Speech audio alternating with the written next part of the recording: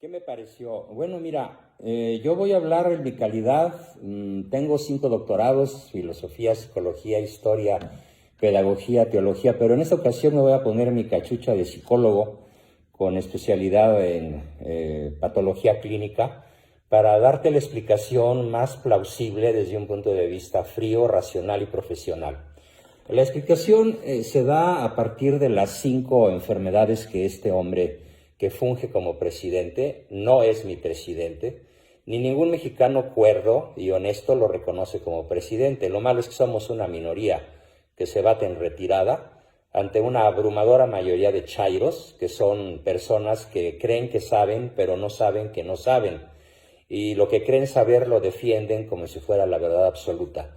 Con ese apoyo basado en la ignorancia inducida por el narcosistema desde 1928 hasta la fecha, pues ahí está, de presidente, un individuo que tiene un primer rasgo de personalidad muy claramente definido por sus conductas desde hace muchos años, pero particularmente en los últimos años, que es el rasgo de esquizofrenia.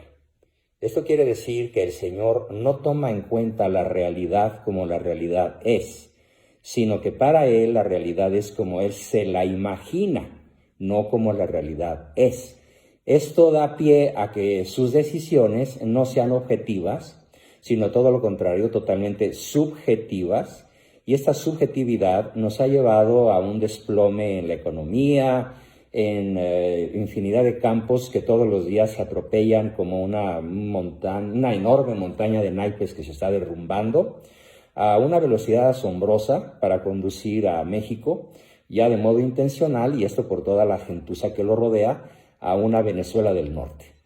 El segundo rasgo que lo caracteriza y que explica en gran medida lo que sucede es una personalidad paranoide que raya con la paranoia, la cual consiste en que invariablemente él hace culpable a otro individuo de lo que sucede en el país y jamás asume él su responsabilidad ni permite que sus allegados, sus amigotes, asuman la propia responsabilidad de lo que está sucediendo en el país.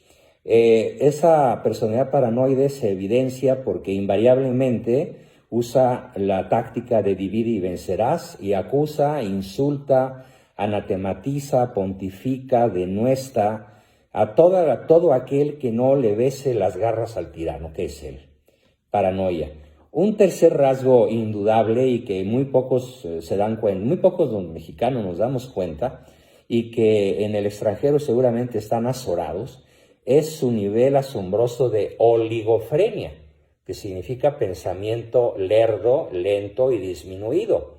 El señor tiene un coeficiente intelectual que difícilmente podría competir con el de un niño promedio de cuarto de primaria. Ese es su nivel de léxico, ese es su nivel intelectual, el de un infante que no ha pasado de cuarto o quinto de primaria y que se saca un 7 o un 8 cuando mucho en la escuela, que generalmente es un mediocre, es un flojo, es una persona caracterizada por no saber que no sabe.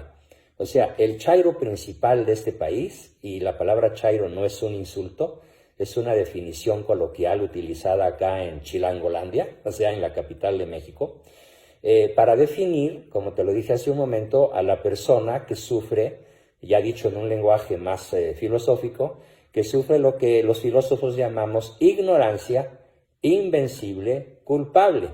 Es decir, el Señor no sabe porque no le interesa saber, no le interesa entrar en contacto con la realidad.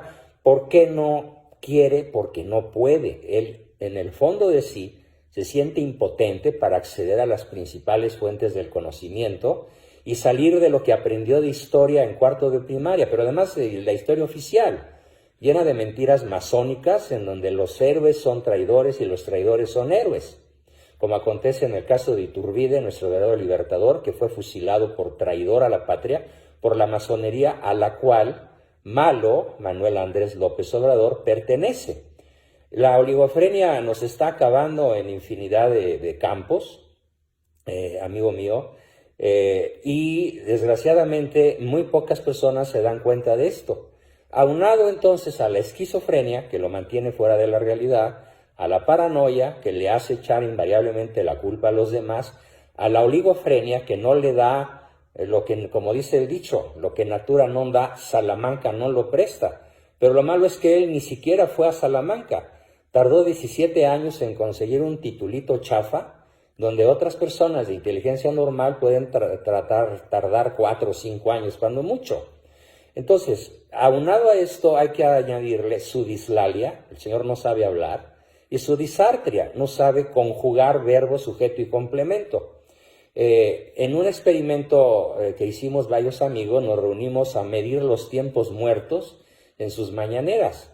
Y los tiempos muertos, que no dicen nada, donde cabrían comerciales de hasta 10 segundos, y se podrían cobrar millones de dólares por esos 10 segundos, no, es decir, él habla realmente la mitad del tiempo que ocupa en sus famosas mañaneras.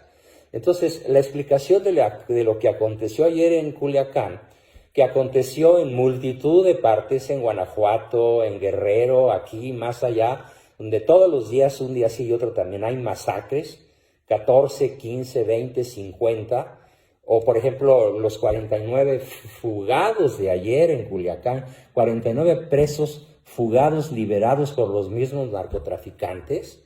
Sí, te está diciendo que en la presidencia de la República está sentado el peor individuo posible. Y por lo tanto tenemos en México lo que se llama oclocracia.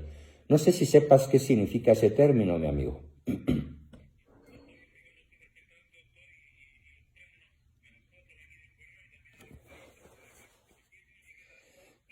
Oclocracia significa en griego el gobierno de los peores de la chusma. O sea, la chusma, la multitud, la horda, la es de la sociedad, ¿sí?, toma el mando y tienen un individuo, como dice Aristóteles, si el gobierno de una nación, en el gobierno de una nación está un idiota, es porque está bien representado. Ajá. Eso es la oclocracia, y la palabra idiota la estoy utilizando en un término científico que está utilizado en el Manual de Psiquiatría DMS-4 de la Asociación Americana de Psiquiatras. Idiota es el que no se puede dar cuenta de la realidad como la realidad es, y que toma decisiones basadas en opiniones subjetivas, que carece de pensamiento abstracto y que no hace lo que hace una persona inteligente, que es rodearse de otros más inteligentes que él para tener una verdadera democracia que favorezca el bien de la mayoría. Él está gobernando, fíjate muy bien lo que voy a decir y quiero que se escuche a escala internacional, él está gobernando para el narcotráfico. Él es actualmente el capo di tutti capi del narcotráfico y distrae a la población con proyectos que te lo aseguro, y dentro de unos años se podrán dar cuenta de lo que voy a decir, irrealizables. Hoy se comenzó la construcción del aeropuerto de Santa Lucía, te puedo garantizar que nunca se terminará y nunca despegará ni aterrizará ahí ningún avión, porque técnicamente es imposible. No habrá refinería en Dos Bocas porque técnicamente, realistamente es imposible. Y no habrá Tren Maya, porque tampoco es viable, ni es posible, ni habrá recursos, ni manera de hacerlo. Pero él dice, me canso, ganso, que se va a hacer. O sea, el señor vive en un mundo esquizofrénico, paranoide, oligofrénico, disártrico y dislálico. Eso es lo que explica lo que sucedió ayer en Culiacán, mi querido amigo.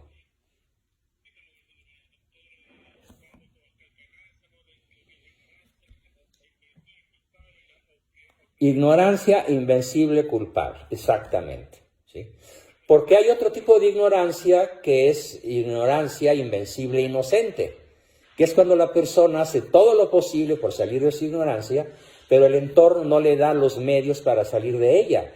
En ese caso hablamos de una ignorancia invencible inocente, no imputable a la persona, sino a sus circunstancias. En el caso de este señor es perfectamente imputable, porque él podría rodearse de personas que sí saben, como los que le han renunciado en el Seguro Social y en la Secretaría, nada menos en el SAT, en la principal Secretaría del Gobierno, la que maneja el dinero. El señor Carlos Ursúa le renunció precisamente porque Carlos Ursúa se dio perfectamente cuenta, igual que el del Seguro Social, de lo que te estoy diciendo, de la brutal realidad de la ignorancia invencible culpable, y por eso renunciaron.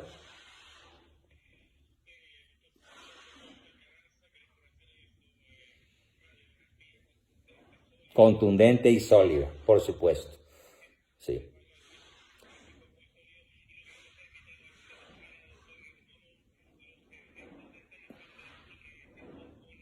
Catastróficos, son efectos catastróficos porque ahora la señal es que una pandilla armada con armas de alto poder, como lo estamos viendo en los videos tomados por particulares, desde ventanas, desde azoteas de edificios, tanquetas de armas reservadas al ejército, contra un par de patrullas que van a detener al hijo del principal capo que ha existido en América Latina, equiparable a Pablo Escobar. De ese tamaño es el Chapo Guzmán y pues, su hijo y su prole y los que siguen gobernando este país, que es un estado fallido. Más que eso, es un narcoestado en donde gobierna la oclocracia, es decir, el gobierno de los peor posibles, nacido de la chusma analfabeta.